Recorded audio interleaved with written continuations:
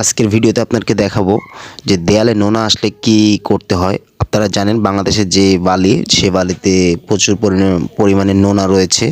তো আমরা আজকে দেখাবো যে নোনা আসলে কি করতে হয়।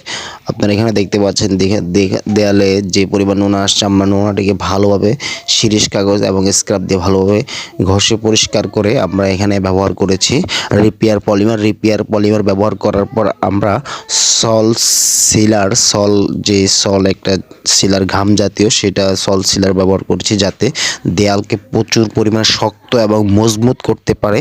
সেই জিনিসটি আমরা ব্যবহার করেছি। আমরা প্রতিটি দেয়ালের নিচে যেখানে নোনা আসছে আমরা সেখানে আপনারা দেখুন, সেখানে আমরা রিপেয়ার পলিমার ব্যবহার করছি প্রথমত 1 কোট। তারপর আমরা এই যে এখানে আমরা ব্যবহার করতেছি এখানে সল সিলার। এই সল সিলার আমরা ব্যবহার করার পর আমরা একদম পরিপূর্ণভাবে শুকিয়ে তারপর আমরা এখানে ব্যবহার করব আমরা এক্সটেরিয়র ওয়াল পাট্টি পুটিং, যাতে এই দেয়ালটিকে শক্ত এবং মজবুত করে দেয়। আপনারা দেখুন এখানে আমরা সল সিলার ব্যবহার করছি। আমরা এই সল সিলার ব্যবহার করে আমরা এক্সটেরিয়র পাট্টি পুটিং ব্যবহার করব। এক্সটেরিয়র পাট্টি পুটিং ব্যবহার করার পর আমরা শিরিষ কাগজ দিয়ে ভালোভাবে ঘষে, তবে এদিকে খেয়াল রাখতে হবে যাতে দেয়ালটি ভালোভাবে একদম শুকায়, সেদিকে আমাদের লক্ষ্য রাখতে হবে। যে এক্সটেরিয়র পুটিং আমরা এটি ব্যবহার করেছি।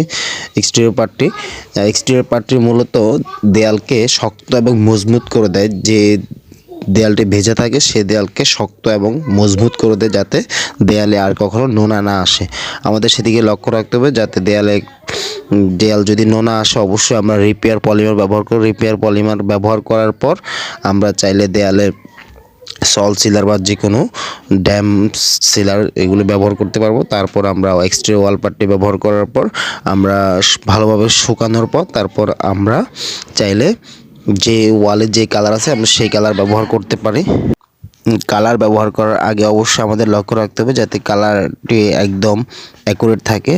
আপনারা দেখতে পাচ্ছেন এখানে এই যে বাড়িটি দেখুন, এই বাড়িটিতে আমরা রং ব্যবহার করেছি। এই বাড়িটি একদম নষ্ট একটি বাড়ি, যেখানে অনেক পুরনো একটি বাড়ি। সেখানে আমরা ভালোভাবে স্ক্রাব দিয়ে ঘষা মাজা করার পর আমরা এই বাড়িটিতে ব্যবহার করেছি আমরা সিলার ব্যবহার করার পর আমরা সিলিংয়ে সাদা ব্যবহার করেছি।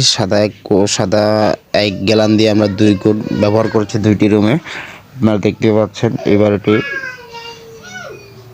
আপনারা দেখতে পাচ্ছেন এখানে ডিস্টেম্পার রং বর্তমানে 1 গ্যালানের দাম 450 থেকে 500 টাকায় পাওয়া যায়। এখন আগের তুলনায় রঙের দাম অনেক বেশি।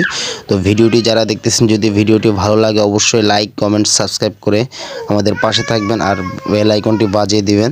ধন্যবাদ। ভিডিওটি যারা দেখছেন সবাইকে অসংখ্য ধন্যবাদ। আসসালামু আলাইকুম।